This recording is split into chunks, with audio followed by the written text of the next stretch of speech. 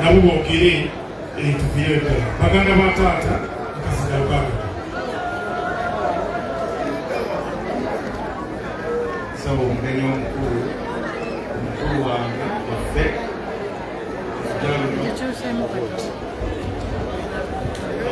abasumba baffe mwenna okuvaeya abantu mwenna bavudde mu bitundu Mityana Mukono newaffe Katete gyemuva ku Buyugwe baffe tusembayo tukomekereza basebo ne banyabo tulina enyiika enene naye ate tuli basanyufu mwana waffe oyo Beti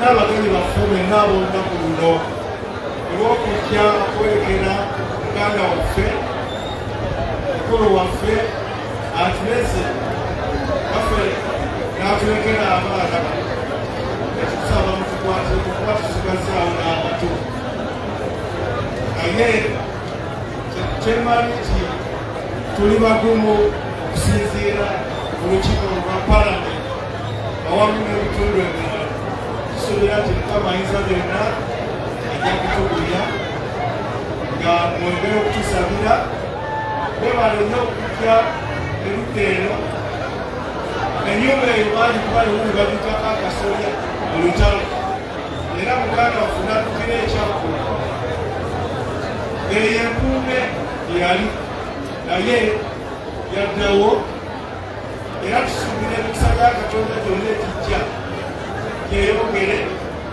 esente temwegere ebigambo ebyange sinza naye mwagaliza olunaku olulungi mwagaliza okukolekera muganda waffe Mukama yagere okubakuuma sigadde Mutuma George mutowe asigadde n'abaana webaleke basebula kaisaawo wamaliza bamulekwa musituke namuntu sobanao taata ngamaze elyange nze Mutunga Fred tusanyusa okukolako pulezidenti waffe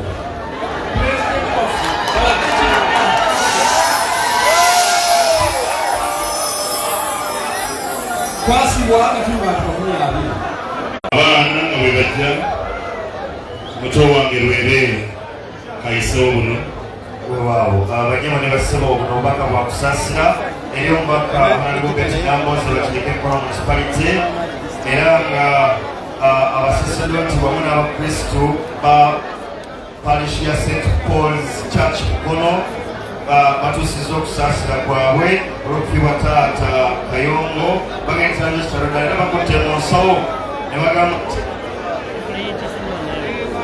emitwalo 2 giyambeko mu nteekateeka ey'okuziika ataddeko omukono ye Father Paul Sebitoogo banyabo ne bassebo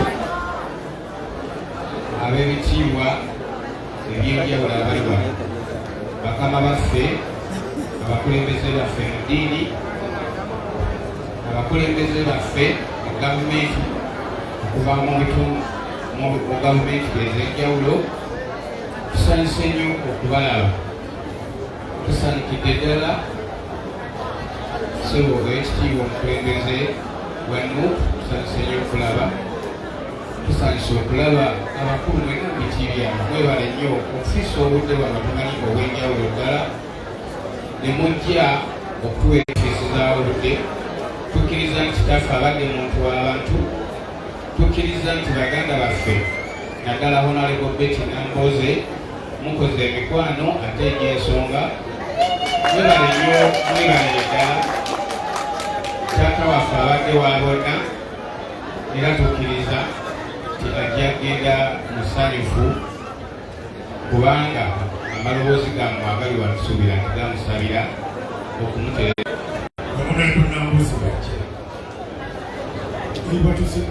Wanjagala nnyo Mukama wange, wambita Lugaba, zatalina bwendimu wansogolokeza obwana.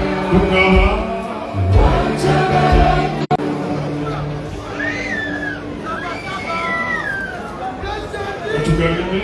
nga bwe bakubako ka sanitizer women of Vala abakyala ab'embala obubaka butuuse emitwalo 21 tweyanziza mutambuze kamugeme engeri gyakyaddayo ekyamweta ba obis ne ba ogis aba bishops nabo bebaza Nakamatte tweyanziza emitwalo 11.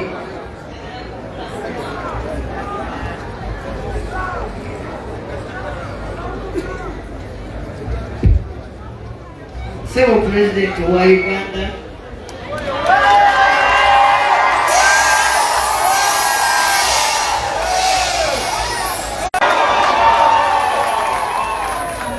abaka ba Palamenti n'abali wano omuli ne muganda wange Naluyima olwaleero gwe bawadde obuyinza akiikirire Chief Whip.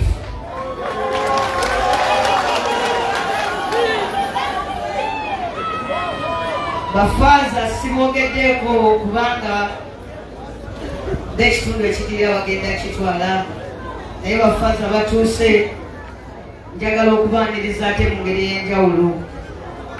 Sebo Pulezidenti njagala kulaga Faaza Ignatius Kibowa. Faaza Kibowa oyo okwanjulidde mu ngeri y'enjawulo. Mwami Bakireke bwe yajja mu luggya muno okunnona, Faaza oyo ye yeetikka ekita ky'omwenge kye bayita ekiggula luggi. Ate teyakoma okwo, era yewuye yatugatta mu bufumbo obutukuvu nze ne Mwami Bakireke oyo Faaza Kibowa. Waliwo bwana mukulu wange, akansooke bwana muto. Ate waliwo bwana mukulu owa St. Paul Emukono, ate nga ye wa Dinale Faaza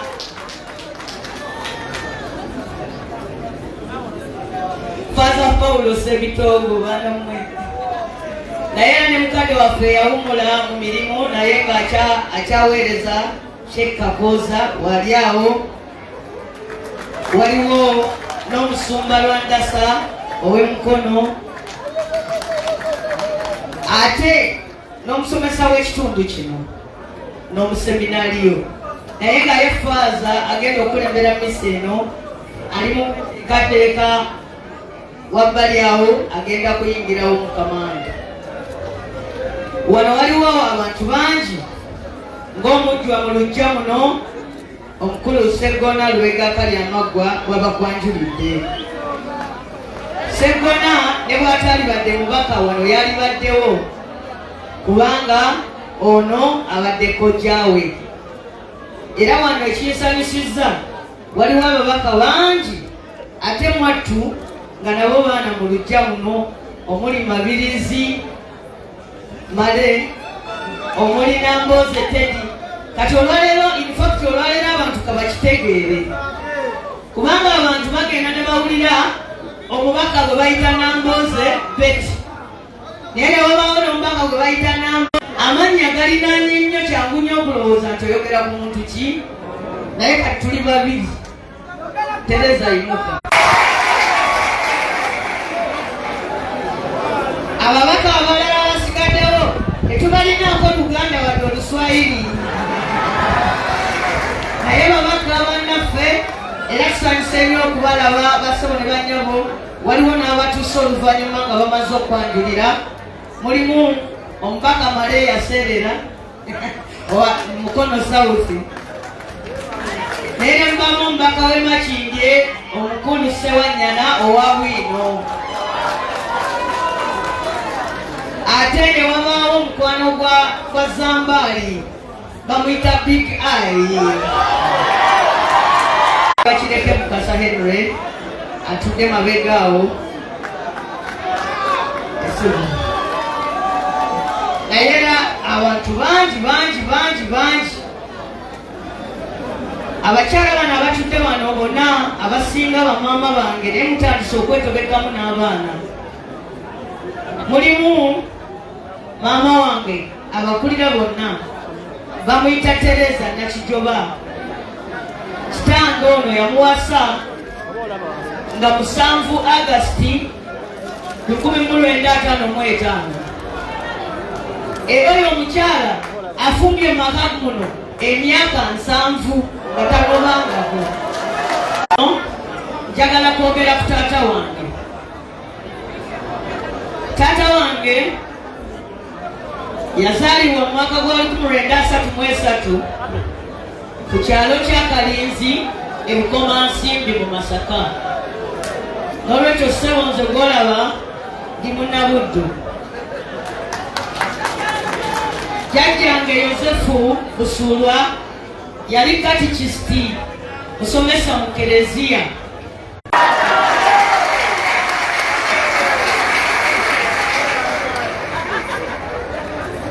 Era omu ku batuuze ku mayo yange ye taata wange ono. Naye ate naye yampaako poloti.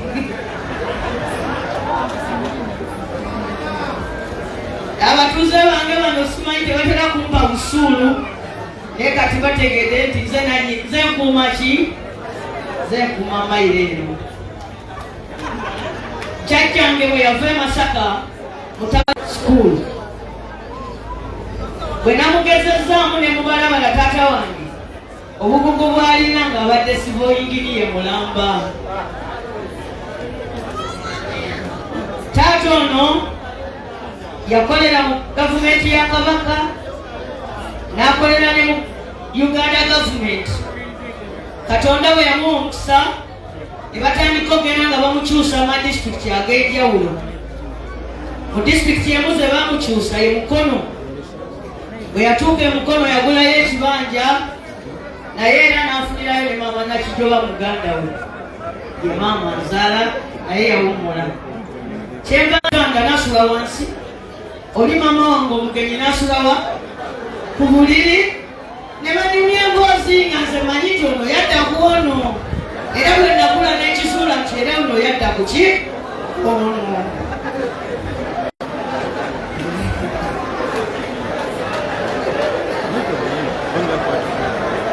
Namwewuunyiza nnyo. Olunaku zino awabaawo asiti. Naye era taata yagenda bamukyusa mu disitulikiti n'asalawo okukulaakulana. Era okumanya yakulaakulana, ffe wano oluusi bwe tujja batwanjulira mu disitulikiti nga bagamba mbu ab'e Mukono bazze, ab'e Mawokota bazze, ab'e Mubende bazze. Era Katonda bw'atyo n'amuwa abaana 21. Yeffe bolabyeko ne baganda baffe abamu baatuvaako. Kino kye njagala okusembyayo nanjogera ku taata wange. Taata wange yeegatta ne Edward Mugalu. Bwe yeegatta ku balwanyizi b'eddembe, taata wange n'asigala kuno nga yavunaanyizibwa ku bintu bye. Oluvannyuma gavumenti negamba Kayongo olabika gw'okola n'okuŋŋaanyiza abali mu ki? Mu nsiko. Era olunaku lumu bamuzingiza ng'ali ku faamu eyo eya Mugalu Empunge. Bambi yali adduse. Naye bwe yatuuka eyo ne bamujjukiza nti balese omwana mu nnyumba y'emiggo ne bamusalako n'ekitundu ky'okutu. Era abantu bangi babayo bakola bataata wange okutuuka okumu bakitundu bamukuba nnyo era bo baali balowooza bamutwala ne bamala ne bamusuula nga balowooza afudde. Naye Katonda yayamba ne bamukwata taata ne bamutwala mu ddwaliro ye Lubaga mu ngeri ya kumukweka ne bamujjanjaba okumala emyaka mingi n'awona. Abasirikale bajja wano, waliwo ennyumba ya kitange yali nnene nnyo ne bagikuba ku ttaka. Naye Kinuma pulezidenti ti amaka ga kitange wano gaalimu ebisenge balinaako malaalo kubanga nabo beegatta mu kulwanirira emirembe.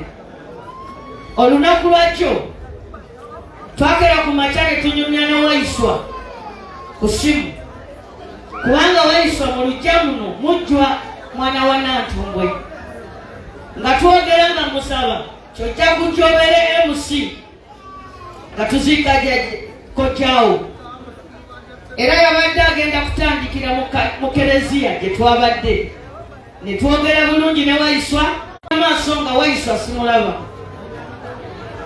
Bwe twamaliriza mesa bwe tuti negezaako okutunula bwe ku ssimu ngenda okulaba nga bagamba nti Waiswa bamuwambye.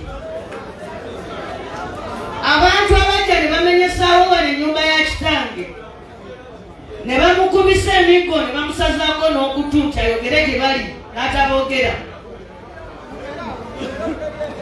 Abo abattisa bannyina naye emirembe ne bagamba nti gituuse. Abantu ne baddamu okubabuzaawo, abantu ne baddamu okubakuba emiggo, abantu ne baddamu okubatulugunya. Era ne tutuuka osiika Kayongo, bano baali badde wano. Edi Mutwe nnyina amuzaala yeddira Kkobe era buli wansanga mpita mangu yali badde wano. Waiswa mwana wa Nantumbwe yali badde wano. Naye kati bali eyo nze pulezidenti ekinnuma n'okuba ennaku zino sinakutusiba naye okutukudaalira. Omuntu n'akukwata n'amala n'awandiika nti mutadde mu besimenti ayigamye nga n'okujja wano nina kumala genda mu ddwaliro bankuba empiso kuba abasajja be bamu abo bamenya omugongo. Pulezidenti waliwo omwana ayimba akayimba ennaku zino akayimba nabadde ntandise obutakasaako nnyo mwoyo naye kakati ntandise okukalowoozaako kagamba mulumba lumba lumba lumba Kyagulanyi balumbe.